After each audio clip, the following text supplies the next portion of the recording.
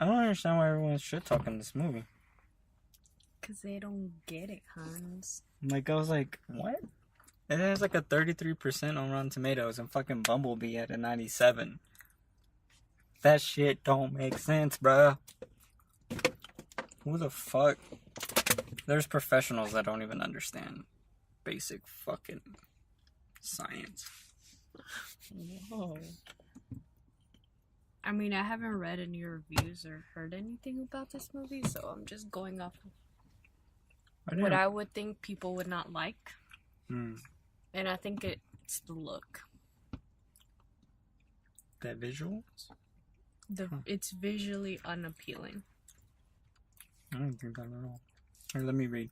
Glass displays a few glimmers of M. Night Shyamalan at his twisty world-building best, but ultimately disappoints as the conclusion to the writer-director's long-gestating trilogy. Oh, the ending? It's better than fucking text. I can tell you that. What we have here essentially is not the final grand statement to an overarching narrative, but merely a glass that's half empty, half full of itself. I swear half of these fucking critics they get off on just saying shit to sound smart. I fucking hate that. Who's that? David Fear? Go fuck yourself. Whoa. Let's see. Well, I mean, like, that's just a joke on someone.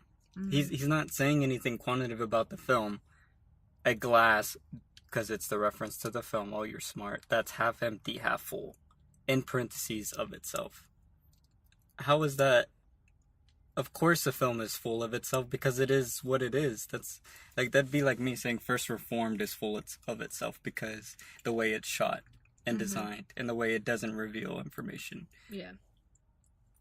What do you want the film not to be about itself? That just pissed me off. I'm sorry. Oh yeah, what's up, you guys? This is Cineverm. I'm gonna leave that in just so mofo. Oh. Getting toasty over here. I think it's because it's hot in the car. Oh, let me roll down the window for you. Rolling Stone. Wow. Great review. Take it easy, man. Well, I'm gonna have a terrible time if I ever make it in Hollywood. I'm going to retweet these people. It's like, wow, you are such a great writer that you can make a joke out of a title and say nothing.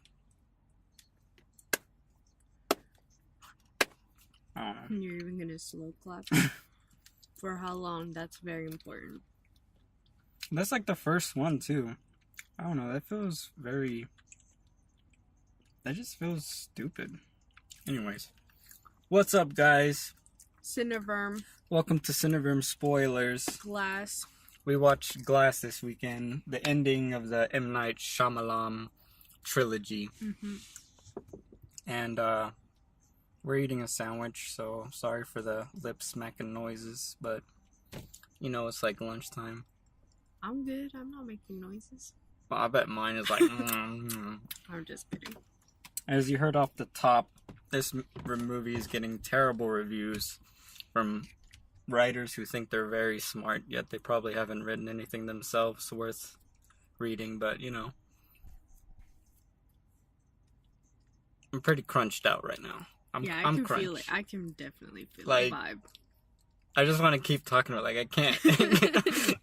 That's just like, that is the definition of a review that I hate. Like, there's so many, like, critics that they just shit talk, but they don't even back what they're saying. Like, it's just jokes. Like, it feels like a person who can't write or make something jacking off to the idea that something else is shitty and that they know why it's shitty. And they're just fucking masturbating to their own oh, god damn. I'm so fucking angry right now. Feel it, Hans. I feel it. Anyways, we watched Glass. This is Anthony Renteria. I don't think he introduced himself. Yeah. With me is Chelsea. Yes. Today I am Chelsea. I'm gonna be like this Split guy. Come up with different personalities for myself. Yeah, we haven't done a review of Split, but I love that movie. I would really like to rewatch the movie now, having seen this. Love. I would say, first off the top, if you haven't seen Unbreakable and you haven't seen Split, I would highly suggest you watch the movies in order. Unbreakable, then Split, and then watch this movie. Yes, I would definitely say that it plays a big part in enjoying the movies in general and not being super confused, I guess. Oh yeah, I would have been so confused if we didn't watch Unbreakable. Like, who's this kid? Who's that Mo? Who's this Mo? Who's Mo? But I would very specifically watch them in that order. Because even though we watched Split out of order, I felt like we both weren't paying attention to the ending that much, so it didn't really spoil anything. But for me, it kind of did. So, yeah, Unbreakable, Split, then Glass. Well, this is a spoiler, so if anyone's watched Glass by now, they're already fucked, so we'll have to repeat it for the review. Yeah. Anyways, I really want to say for all the people who have seen the other two movies, it's really interesting how this film almost feels... They all feel like the same film, almost in a way. Yeah. Besides Split, feels a little more newer. Like, it didn't have any of the visual, like, references to the first film. But this film was so filled with the upside down shots. You had things off angle when someone was off angle. You had so many POV. Yeah, I was like, whoa, this is fucking dope. Like, this is what sequels should be. Like, it's almost like a transcendence, you know? Like, it's the thread is carried on. And I feel like a lot of sequels, it made me realize that most sequels don't have anything that carries on. Like, yeah, the story is continuing, but visually, most people change the look. And this film still had a lot of... It also carried a lot from Split, where Split had a lot of camera perspectives, like monitors. If you remember Split, there was like a whole bunch of scenes of looking at monitors because he was recording himself and like security footage. So this film very brilliantly matched the two together, yet never making the other seem more important. And it was a very, very interesting visual language.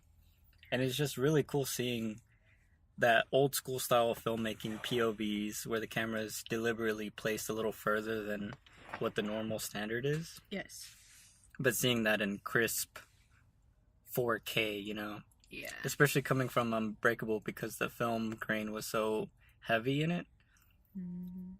And you can really tell because there was a lot of shots in the movie that were literally from Unbreakable. Like the train sequence in the end, I was like, wow, what the kid being in the darkness. Yeah. And it's actually him at that age. They didn't like what would it be called? Like redid it? No. When you make something look real but it's not real. Yeah, like Transformers. What is that? CGI. It wasn't CGI. It was actually they saved that clip from the first movie and like brought it to the end. But that scene wasn't in the movie, was it? No. It was like a deleted scene that he had filmed. Or the part where they were explaining the dad's death. That was probably backlog as well. And the part where all the flashbacks to when Kevin was little, all those probably from the beginning too, because they used the same kid. Yeah, that's very interesting.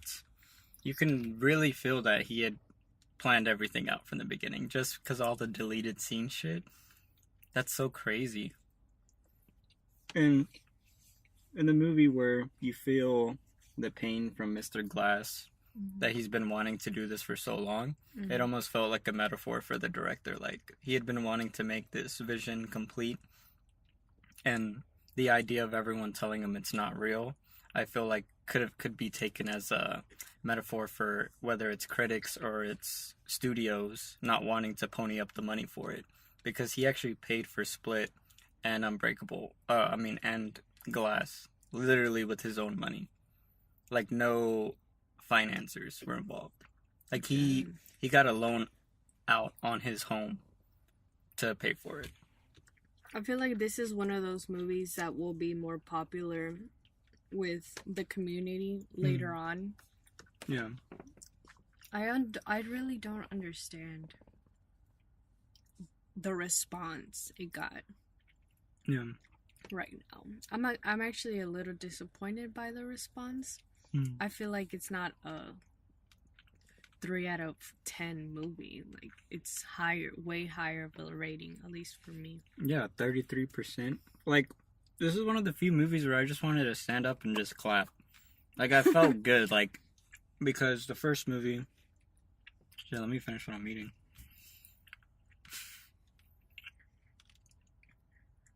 Because my major complaint of the first movie was the ending.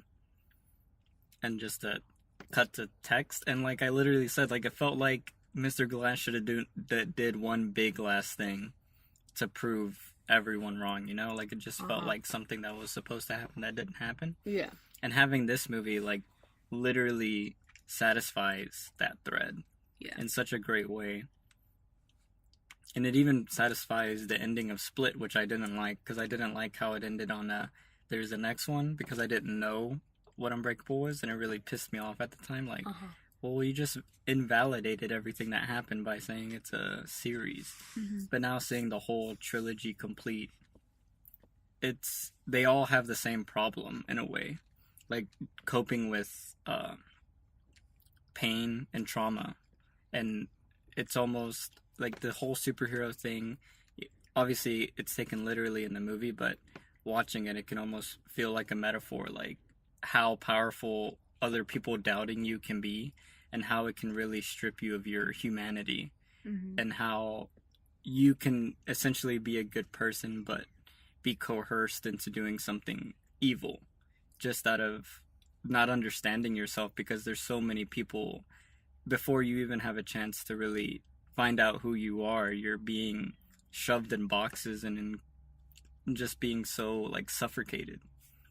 And this film feels like that. And all the threads point to that kind of theme, like, of not censorship, but containment of something special. And I feel like that's a very beautiful theme that all three of the films played in, and I didn't even realize how connected they are, and how they're all just reflections of each other and different ways you can approach a trauma. And I like how it didn't really toss aside like, I remember when we did the Unbreakable, you were like, oh man, I hope they don't do the DID as, like, it's a superhero thing and how people can get offended. But I love how that was a mental disorder that he had. It didn't beef it up. And then it even played into it more, because most people who have DID is from a trauma, and there is one personality that usually is like an alpha or something that was created to protect the others, because that's almost why that happens to people. They're all made to protect each other, or the main person. Yeah. But I like how in this movie, the Beast was the powerful one because they were all so scared. And it was the denial of fear is what created that, which is the own emotional trauma of it. So that was the only thing that was missing, was for him to accept fear. All the personalities, including the Beast. Yeah. But specifically the main... Kevin. The Kevin, the original one. Like, he never accepted until the last moment where he was dying the light. And it was just a misunderstanding. And I feel like a lot of people with... You know, like, how you can think someone with DID is just an evil person, or they're crazy, but in reality you just don't understand it. So it's judging something before you understand it. Yes. I agree 100%. And it's... I was going to say the part that stuck to me the most was how in Split he became himself as the alpha, and he explained himself as he's trying to protect the broken ones, or the ones that have been damaged, the hurt ones. Until the end, you could see how he was scared of himself because of that. Having such a straight cut mission in life made him almost turn against what he believed in, which was in the beginning why he was created, which to protect the broken one, which is Kevin. And then he was manipulated, and I like how he became scared of himself. Like, he saw himself in a very very un-alpha way, if that makes any sense, what I'm trying to say. But I like that part, that very small part of, am I really doing the right thing? Am I really taking into consideration who I am as a person and why I exist? Because if I don't know exactly what I stand for, really, or if I forget it because of my rage or because I want to be more alpha, whatever is lost, whatever I stand for is lost. And then you're just confused. I also like how the dad, how it carried his same chillness throughout the movie. He was very soft-spoken, and it's not until this movie that I realized how much I liked his character, how calm he was, how very unexpressive kind of. It's just his body language, and kind of his eyes, but through his words it wasn't like that. And then seeing the complete opposite, which is Kevin's personalities, how it I love that it's all voice, and obviously a lot of body postures, whatever. There's a word for it. Body language, but having one character, he's soft-spoken, and then the complete opposite, and he's so rambunctious. All his personalities like talking. Even the alpha, he likes expressing through sound. And it was just a really cool dynamic that I like seeing. Oh yes, I loved seeing both of them interact with each other. Like when it would just pan to him and he's like a little kid, like, yeah, the beast is gonna beat you up, bro. And then the ending part where he's dying and he turns into the 9-year-old, and then he's like, I don't want to stop being 9 or whatever. I was like, oh shit, even if someone is playing as a kid crying, it gets me. Just, they're so innocent. And I really love the line from Samuel L. Jackson's character, Mr. Glass, where the kid is like, I forgot what he says exactly, but he's talking about superpowers, and then Mr. Glass tells him, like, you have the greatest superpower. You see how everything really is. Which is a very amazing thing. There's so much great literature and film about that idea of once you lose your childhood, you lose reality. And, like, everything we experience now is just a mash of a collective. It's not even our own anymore. And you're so close-minded by force. Everything is just forcing you into a guided perspective of something. Like this fuck boy from anyways, Rolling Stone. But I like how at the end the real plan wasn't at all to survive. That I don't think I've ever seen that before. I was like, watching the movie, I'm like, alright, where is the twist? Because, you know, Shyamalan, every single film he makes has a twist. So I was like, what twist is going to happen? And then, you know, I'm watching, and I'm like, okay, yeah, so they are super powered, you know. They try to convince you that it's all fake, and then they show it again. And then it was the Secret Society. The Secret Society. I didn't really like the Secret Society, but it makes sense. But the one that really got me was the train thing, because I was like, that I didn't connect that, and I was like, that's fucking great. Like, it's obvious, but it's like, it's obvious once you know it. And I was like, that's fucking fantastic. Like, that's really cool. Was that scene with the guy sitting on the train, was that in the original movie, or was that added? No, it was added. If that would have been in the original movie, I would have been like, whoa, mind fuck. No, it was added. Definitely added. Interesting. Because you remember, it starts with him looking at the at the window. Yeah, it's true. That would have been. Now I know if I'm planning on making a trilogy and I'm not telling people, I'm gonna add all this worthless imagery that everyone's gonna be like, "What the fuck? This is a bunch of bullshit." And then once the payoff is delivered, people are gonna call me a mastermind. Ooh. Yeah.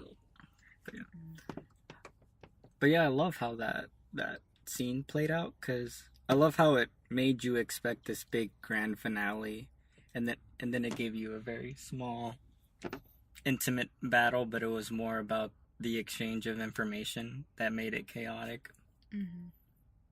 Can we talk about how Kevin's body is the same as when the first movie was made? Oh, like his muscular. Yeah, isn't he like?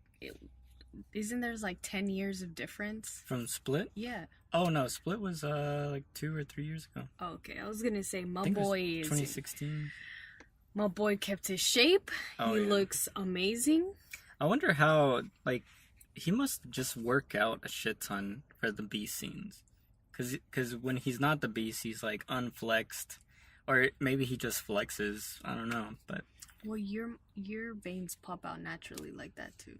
Really? Yeah, like when you work out, you have this main vein that pops out. Yeah.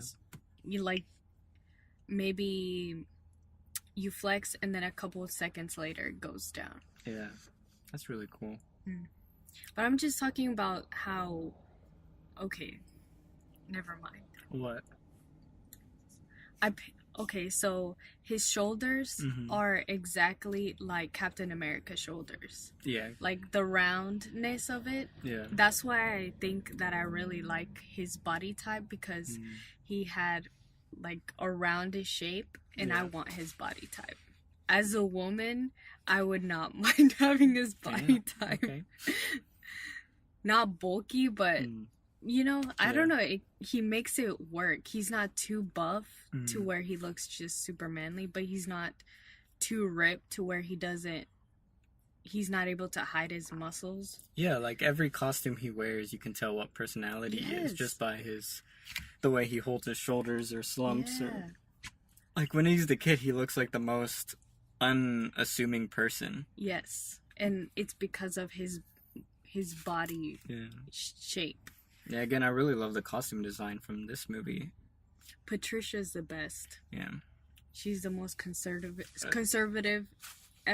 most times. She gets like turtleneck out of clothes that aren't turtleneck. Yeah. Long sleeve, she's wearing everything covered. Yeah.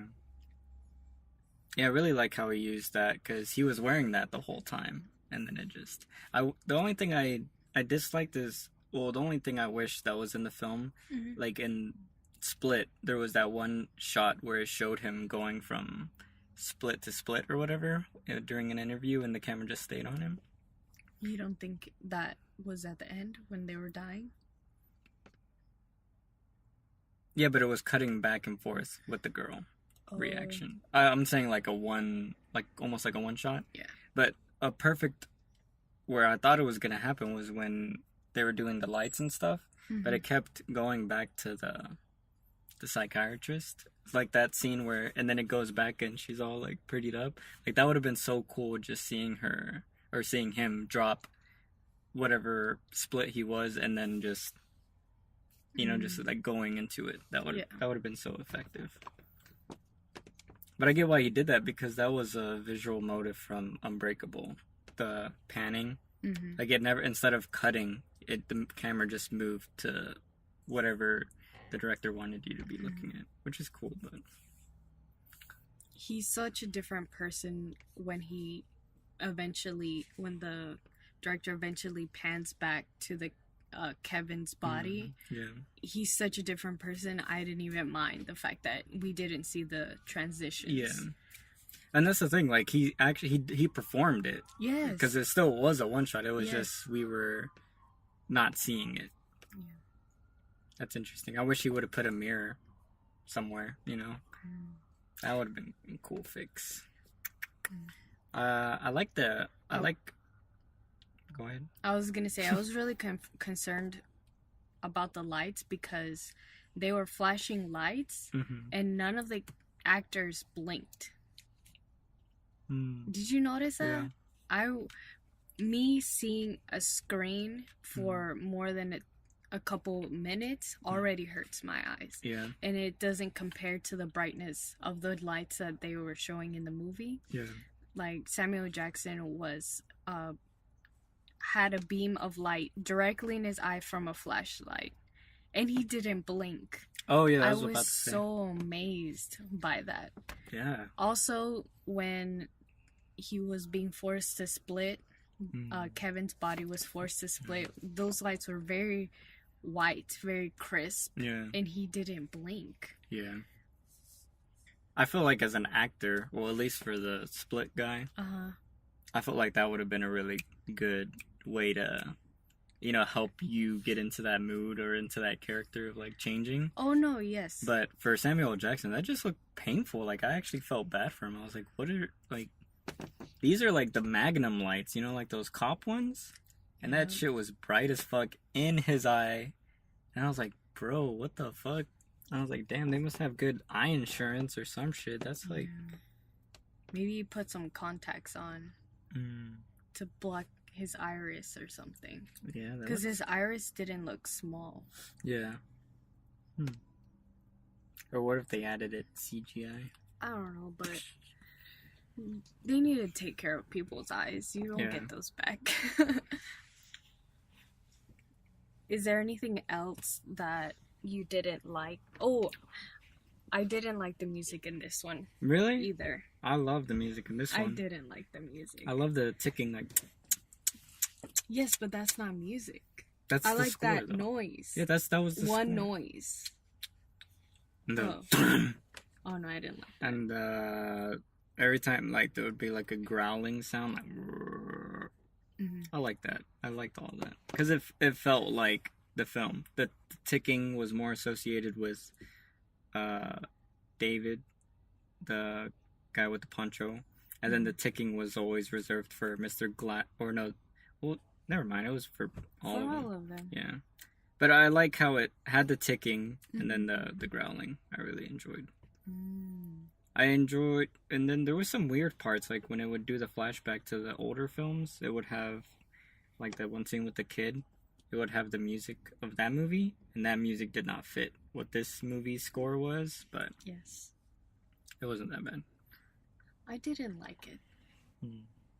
I can't explain to you why. Yeah.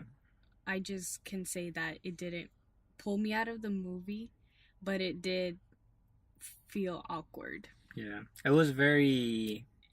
It almost felt like it just felt more like a sound effect type thing instead of a score. Like, I can't really remember any actual, like, musical, like... Like, there was some when he, like, got his costume in the basement. But I like that too, actually. I enjoyed all the music. I'm glad it didn't have the same style of score from the first movie. That whole, like, orchestra thing, I didn't feel like that matched the kind of film it was. This music at least sounded somewhat crazed, so I felt like it reflected the mood and the characters very well. Yeah. And it fit with the editing, like the kind of snapping and stuff. Yes. What did you think about all the shot designs? Did you like how there was so many, like, visual references to the first film? In some ways, yes, because the first film is so fresh in my mind. Yeah. But if it were not, I don't think I would have liked it as much. You'd have been like, why is it so... Yes.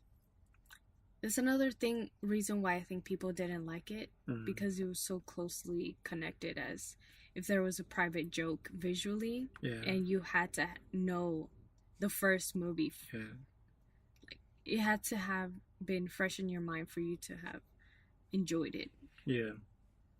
And known what the joke was about. Yeah. I think even if I didn't see the first movie, I would still like the imagery. Because that sort of composition takes way more skill than just your fucking medium close-up. Oh, yeah. And it makes the world feel so much bigger when you are purposely placing a camera somewhere. Not just because it looks cool, but because you have these rules and parameters around yourself. That was really awesome. I like how, like, the water scene was handled again. That little puddle. I like the reflection of death on it. I like how they played the son's performance silent compared to, like, the split guy was more crying and stuff, and I think it was a good switch. God, that guy is such a good actor, bro. Like, oh.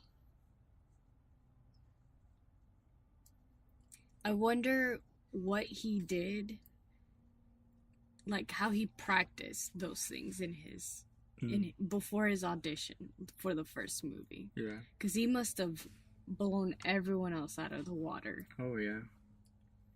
I can't think of another actor that would. Well, I mean, I can think of actors who would do it, but not like him. Like, it's almost like there's, like, he feels perfect for the role. Just the way his body looks, the way he's British, so he's really good with accents. He's British? Yeah. Damn. Yeah, British people can... It's really funny because British people can, like, get an American accent like that, but Americans can never do accents very well. It's very strong. Yeah.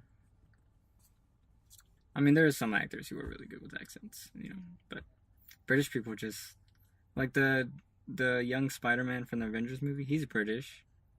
Yeah, he sounds so fucking American, you know, it's fucking... From the West Coast? Yeah, it's fucking crazy. How... Or even the girl, the Irish girl from Lady Bird. Yeah, she's hella fucking Irish. Oh my god. And she sounds so perfectly Californian. Like, it's stupid. Yes. That's amazing. I like how... Oh, sorry. Go ahead. No, you go ahead. I like how in this movie it showed more personalities, though it didn't go into depth with them, but I like there was some, like, southern ones, there was, like, a film buff one, and, like, they all had, like, different pronunciations of words and stuff. That was There's one that was some he Spanish language. Yeah, it was Spanish. Yeah. But, yeah, I didn't know that there was a character where it's a girl and then she has a twin. Oh, yeah. I didn't know that. Or I didn't remember that one. That was really it seems cool. like the main ones were the 9-year-old, Patricia, the Beast, and Kevin in this movie, but previously he hadn't been out for a long time. Yeah. And then the one that doesn't like the OCD one. That was really cool. The jock, quote unquote jock. Yeah. Oh, yeah, there was one jock who was like, bro, we almost had you, man. Fuck, bro. Everyone tells me I talk too much. Oh, look, it's a tiny spider. Yeah. I was so shocked when the kid showed up in the film. I don't know why I didn't imagine the kid would be in the film for some reason. But seeing the kid, and he looks so similar to how he looked as a child. Like, his nose and mouth area, like, it just looks larger. And his eyes, it's so strange seeing, like, a kid. Well, because we watched Unbreakable yesterday. Like, seeing him from, grow. Like, how old do you think he was? Like, 12 or 13?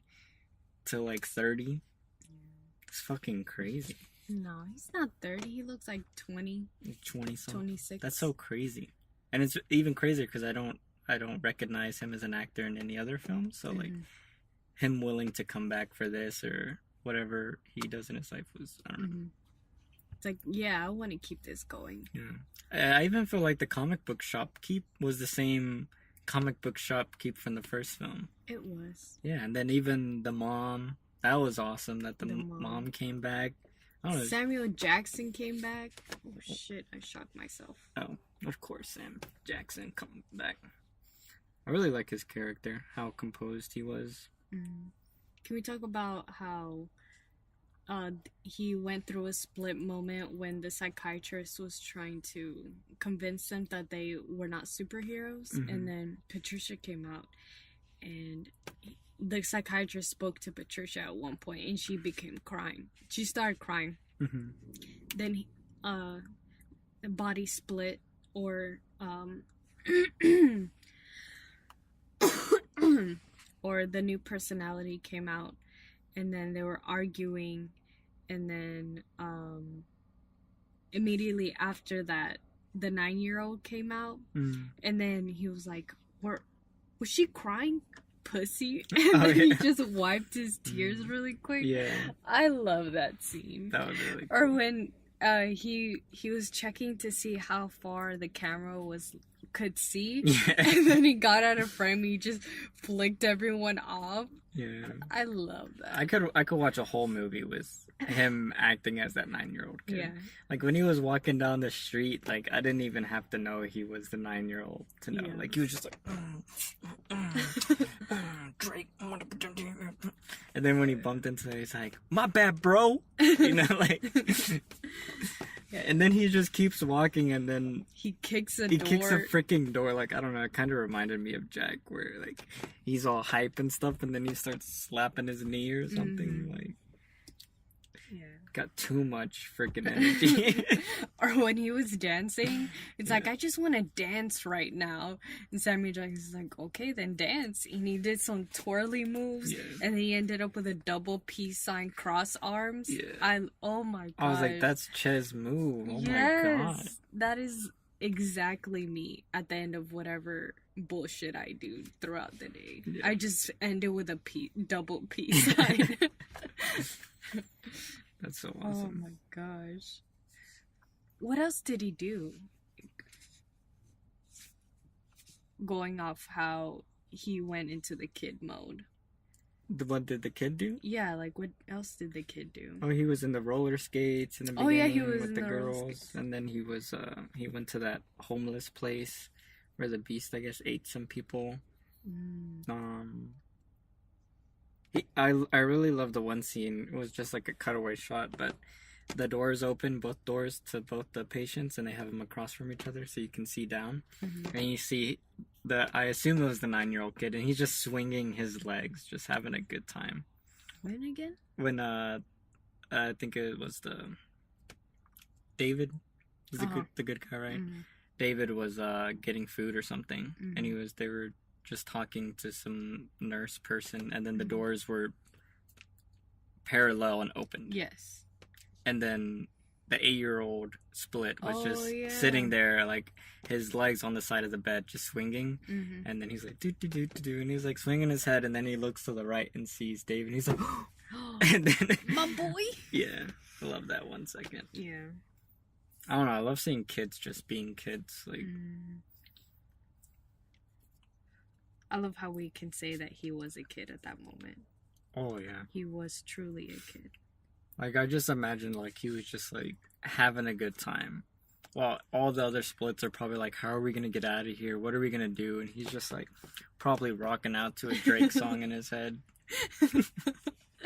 Like, I used to like Nicki Minaj, but, you know, since her and Drake broke up, you know, you have to like one, not both.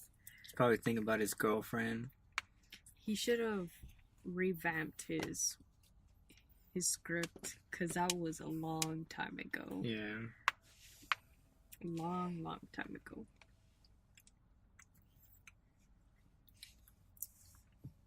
I really liked how they brought back the girl survivor. And I like how each of them had a person that supported them. What? When the 9-year-old was like, yeah, she was my girlfriend, and you know, I haven't cheated on you. and then she's like, okay, can I see blah blah blah, and then it changed to someone, and then it was Kevin. Yeah. And then she held Kevin's hand. Yeah. And then he switched back to the 9-year-old, and he was like, oh, you like Kevin now? Like, he was so shocked. Yeah. Like, pure heartbreak. Like, I'm gonna have to beat up Kevin next time I see my boy. I'm not gonna let him around you. Yeah. I love that part. That was a really awesome scene. But I really do like how they had all their support members. Like, the supporting cast was kind of an emotional relief for each of the characters. Yeah. Kevin Wendell Crumb? Yeah. Or Swindle or... Kevin Wendell Crumb. That mom was really bad. Yeah, I like how they actually showed a flashback to it. Because it felt more like a thing that happened in Unbreakable, where it would show, like, visions that the characters were having. I really loved that. I loved all the visions that they had. Like, I love seeing the father, David, seeing his visions of his past and stuff. Mm-hmm. Seeing the mother in the kitchen. That was a really cool way of, like, finishing that thread, but not lingering on it too long. Yeah. Like, we get it, she died, but at the same time, seeing the emotionalness of it. Yeah. And I love how that supported into the son truly believing about his dad. Like, ever since he was little, the son also had this weird... It wasn't necessarily a trauma, but it was, like, problems. Because he had two parents that didn't love each other. And him coping with that was... The superhero thing made his dad something special. Mm-hmm. Where I can see before his dad had given up on life. Yeah. So it gave him something to hope for. Mm-hmm. And, you know, losing a parent or losing a mother, and now only having a dad that you swear or you truly believe that he will never die, how comforting that can be. But he's unbreakable. Yep. I like the reference of the boy going into a gym, basketball gym, and there's a guy weightlifting. Oh, I love that. And he looks back and he's like, I can't let my dad down. And then he goes into the whole scene of him trying to convince the actual psychiatrist. Like, I love how she read his dialogue, like, word for word. Yeah. He's like, yep, yes. And then at the end, she asks him a hard question. He's like, abort. Yeah. That was such a cool moment. I love all the stuff with the son. Like, he didn't feel one-dimensional. Like the things that were written felt like from a person who, from a young life, truly believed his father was a superhero. Like, yes. I don't know. It just fit, like, the kind of personality I imagine this kid, or this now grown up, to have. Yeah. I wish it was less real. What do you mean? I don't know. It kind of seems like too realistic. Oh, well, okay, so the real parts is how people die. Like how the people who did died. Yeah. It was too realistic for me. I don't know. At least lately I don't like seeing death or seeing the representation of death so clearly, if that makes any sense. Yeah. Just seeing someone hurting is really hard for me to watch. Yeah. And personally, I wish those moments were less real. Yeah. I'm not saying the movie's bad for it. I'm just saying. Yeah. I wasn't ready mentally for it at that moment. Yeah, I did not think all three were gonna die. It's such a... Or when the beast was killing that worker. Oh, the guard? And was squeezing him. And then he was obviously dead. And then the beast just kept hitting him. Slamming into it. Yeah. I was done. He even went as far as to eat a SWAT person's face off. Yeah. Later on. I love how that stuff was shot. I love how they showed the bullet hole. Yeah. When he got shot. Yeah. And then it went back to his stomach and it showed all his bloodiness. Yeah. That part I didn't mind. Yeah. I wonder if he was the beast, would the bullet have not gone through him?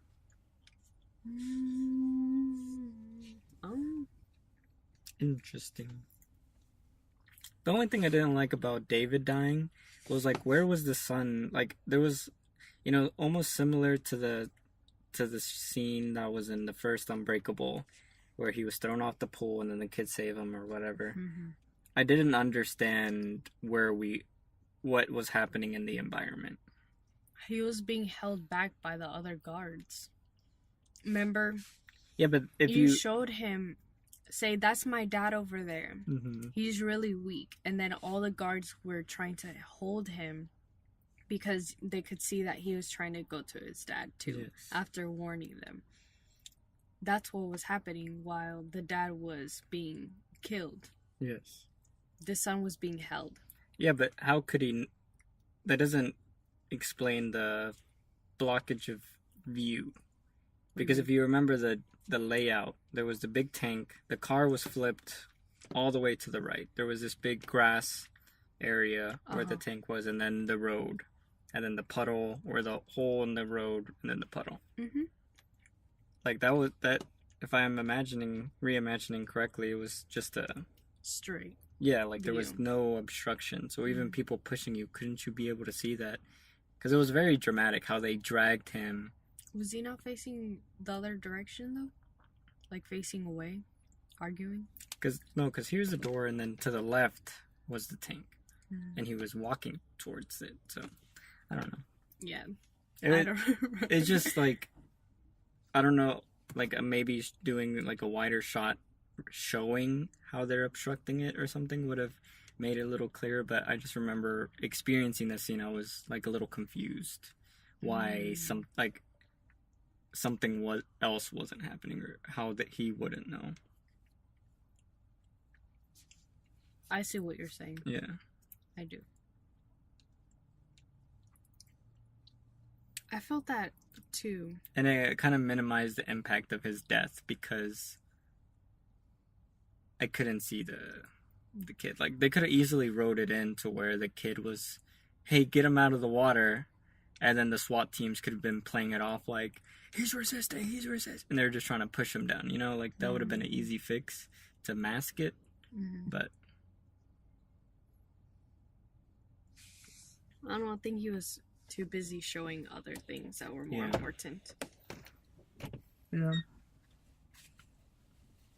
Well, what did you think about the overall script of the film? Like, how it tied all the other 3 films together? Do you feel like it did a good job of picking up all the threads and tying I feel like he wrote this third part first. He wrote this first, and then everything else before this moment came after. Yeah. It does feel like that way. It does feel like the end in mind was always apparent to him. I really like it feels like the same Shyamalan that I'm talking about, you know? I'm glad he's back. He's killing it with those... What was that? They shot with the comic book in the second movie where he picked... first movie where his mom gave him a comic book to go out on the bench, and then it did that swivel camera thing. Yeah. It happened here too, where I don't know, it was a up view, like that person was looking up. Yeah. And it was a person's face, like shifting. Yeah. But I don't know, it was weird. It was while the kids were playing around the girl. Was that the moment? No. Oh shit. No. But it happened again, and I got dizzy. That's the only reason why I realized it was happening. Yeah. Interesting. Yeah.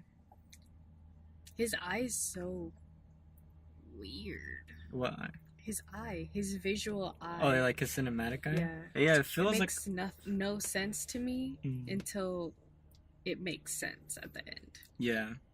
It feels very foreign to me. It feels not within bounds. You know what I'm saying? Like, it doesn't feel like something...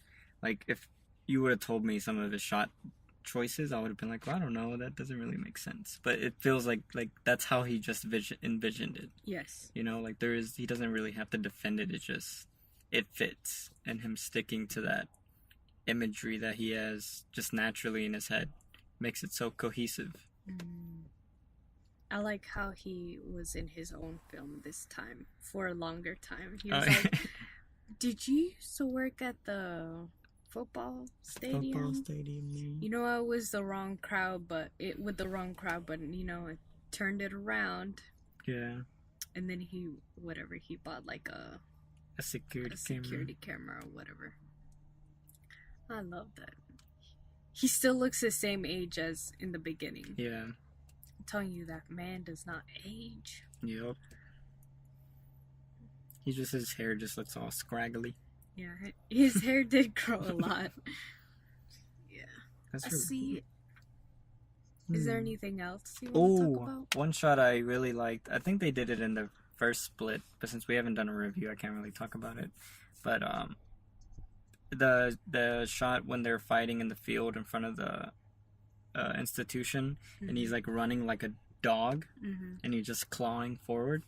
I don't know if they had him on like a crane or something, like something holding his weight up, but the speed that he's running at, fucking awesome. It just looks great. Do you think he did it slowly and then they sped it up? Maybe. But whatever the effect is, like, it didn't feel they had him from his waist. Yeah. Like his midsection, and it was just like pulling him, and he just had to do that. Maybe not pulling him. Well, I mean holding him up. Yeah, holding him up. Yeah, because his butt was in the air. But it looked so cool. And it didn't feel fake. Yeah. And I like how it was just that one shot, like 3-second shot or whatever. And I love how the camera kind of like tilted too with it, and it just dope. Watch us watch. Damn it. Alright, cut. No cuts. Okay. Okay, so what if we watch a documentary of how he went throughout the process of creating that shot, and it's like, no, that's I did that by myself. Like he actually ran like that? That's fucking beast. It's like the fastest bear crawl ever. It was not even a bear crawl. It's like, what is those, like crab crawls or whatever, where you do that? Crab crawls, I think your belly is up. Oh, but is it a bear crawl? I don't fucking know. There's a workout that looks like that, where it's like you're an ape or something. Whatever, he's a champ. Yeah. I want his body. I'm gonna look like that. I seriously want to look like that. Alright, good luck. I'm gonna look buff. Well, I just yawn. You got anything else to say about Glass, Mr. Glass? Glass.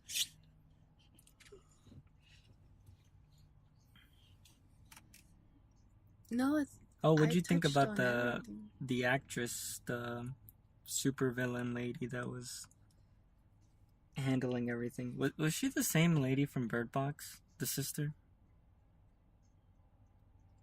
that dies in the beginning? Yeah, that was so distracting. She was also in Game Night. No, no, not Game Night. That's the only movie that we've seen where she's in. Not Game Night. I've seen her in other movies.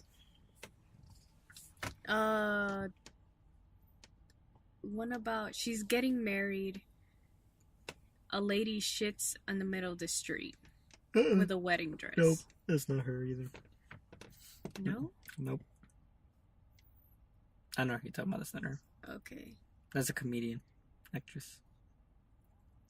Oh, with Ocean's 8?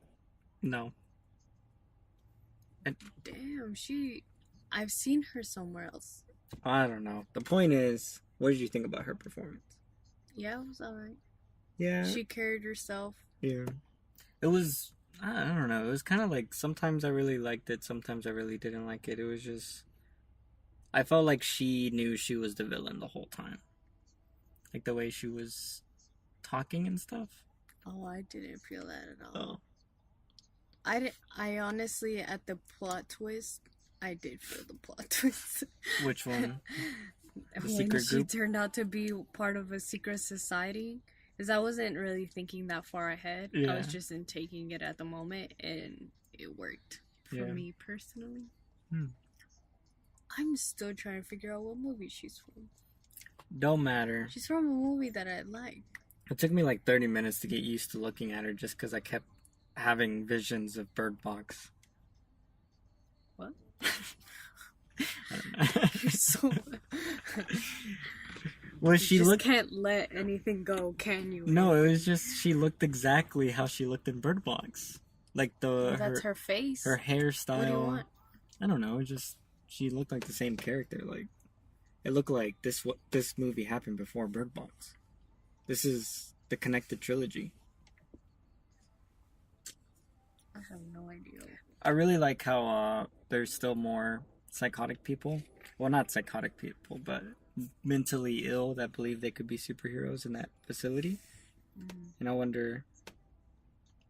I don't know. I don't think he's going to make a sequel. Do you think he'll make another film based on this universe that he created, or you think he's done? Sadly, I think he's done. I was hoping there was a better turnaround. People accepting it more or liking it more than what they did. Well, that's just critics. I mean, I think the movie's headed towards like a $50 million debut. What does that mean? That's really big. This movie was made for like 20 million, maybe? No, I meant what does debut mean? First weekend, theatrical. Oh. So if it makes 50 million, it made its budget 2 times over.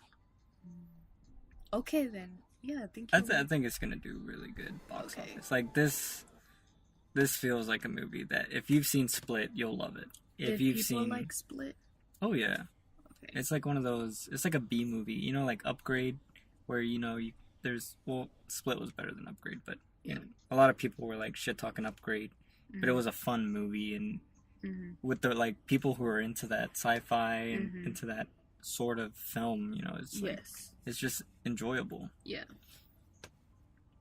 I would like to see Upgrade too. Maybe they could fix something. Well, I would say that I hope he does get another chance to create whatever is going on. I'm sure he will. Imagine the sacrifice of you thinking there's so many people telling me not to make a third of this movie. Yeah. And you're going throughout however long it took him to 19 finally years. get the guts. I don't know if he's married or if he has kids. To put his house, which is one of the biggest essentials just for living, having shelter, and empeñarlo. And put it up. What does empeñar mean in English? I don't know what that word means in It's Spanish. like when you're putting it against to get a loan. That's what he did. Against I forgot. Collateral. Yeah, he said it. Putting it as collateral. Like, imagine that feeling when you finally do it, and then you see your movie in a theater, and then you're having mixed feelings because you want it to do well, and it's doing well. Yeah. But at the same time, it's not technically what people want either. So you're like, damn, should I have even made this movie? Should I make another one? Yeah. Is there even a point to this? And I don't know. Yeah. Well, I feel like all creators have to learn that you're doing it for yourself. That has to be a very selfish endeavor. No, it was. That's what I was trying to say. Like, that moment where he had to say, fuck it, it's what I want. Yeah. No matter what everyone says, and then you go through, like, also what I say, you go through all the motions of, should I have made it? Should I don't know. No, yeah, the fear of everyone else boxing you in, or... It's basically this movie. The movie, yeah, it's the movie. Basically the movie. The metaphor of you're not special. You're not anything different from other people. And what makes your idea better than what is already there? Yeah. Anyways, yeah, I think that would be everything that I would have to say about this movie. Yeah. So. Oh, except my rating. I'm so confused. Oh, what were you with rated? myself? Yes. If I should rate it higher, lower, then I don't know. What's your rating? My rating, off the top of the dome, fresh, hot take, 9 out of 10. It was an amazing film. 9 out of 10? There was some like boring parts in the middle with the whole convincing that they're not special and stuff. I felt like that maybe lasted 5 or 10 minutes too long. But it was just so enjoyable to see a conclusion. Like I'm giving a 9 out of 10 almost to all 3 movies as a connection. Like going back to Unbreakable, like I can't imagine watching these movies separate from each other. Like it felt like one elongated film. Even Split felt very connected into this world. And I think as a cohesive narrative, all 3 together, 9 out of 10. I really like it, but not 9 out of 10. Well, you can just, you're doing... What did I give the other? 3 out of 5 stars. So 6. I give this a 7. 7 out of 10. Alright, I give this a 6. Same rating? Yes. Wow. I give the first movie a 6. This movie a 6, but Split was a 10 out of 10 for me. 9 out of 10 actually. Okay. I'm gonna step it down because 10 out of 10 is like God level. Full masterpiece. No, I'm calling it God level. Okay, so your 10 out of 10 is God level. Yeah. What is your 9 out of 10? What's the one word? Amazing, phenomenal. Well, the way I rate movies isn't technical. It's more like a feeling. Yeah. And then some technical, it's half and half. Yeah. So I would say feeling, this movie didn't do it for me as I expected, or not as I expected. God damn it. I don't know if it just wasn't higher than a 6. Yeah. It wasn't lower than a 6. It was a 6. Yeah. I'd give this one and Split almost around the same, like 9 out of 10. High 8. I don't know. I go by, so 10 out of 10 is a masterpiece. So if someone asks me, well, how was the film? And the first word that pops up, it was a masterpiece, then it's a 10 out of 10. And for this film, I feel like if someone asked me, how was Glass? I was like, it was amazing. So that's a 9 out of 10. No, I don't like it because your good does not outweigh. There's no equal between good and your bad. So what is good? A 6? Oh, good for me is 7 out of 10. Exactly. Good is 7, 8, Is 9, great. 10. 7, 8, 9, 10. So that's only 4. Under a 7, it's bad. No, 6 is all right. Yes, exactly, but that's bad. No, it's... If you're looking at it in a spectrum and you have it cut in half and you have a balance, right? Yes. Your balance starts at a 7. No, my balance starts at a 5. 5 is average. Like Bumblebee. That average doesn't sound good. But it's like an average film. Like it didn't do anything special. Exactly, that doesn't sound good. Well, most movies are 5 out of 10s. This film amazed me. There was many scenes that I was like, oh, that's fucking awesome. Well, I'm not saying change your rating. I'm saying that's why I don't follow your rating system. No, yeah. Because most movies, I don't see them as average. Is that like that word? Yeah. Average. I think my scale is very balanced, though. No, your scale is like... It's balanced. Whatever. It's balanced with your criteria. Yeah. But mine's balanced in a different way. Yeah. But so I would give this a... What did I say? 6? Yeah. 6 out of 10? It was a good movie. I would tell people, go watch this movie. Oh, yeah. Split, everyone watches this movie, even little kids. I'm just kidding. I like how even they were running away, the Beast, he had to grab 2 more women just for the road. Like he shoved them in a car, in the van. Like he couldn't resist, like, oh. There's 2 mo's for my dinner tomorrow. But yeah, You thanks. You know how foxes kill way more than they need to, and they stash the bodies away to eat later? Yeah. Is what it reminded me of. Yeah. Like a fox moment.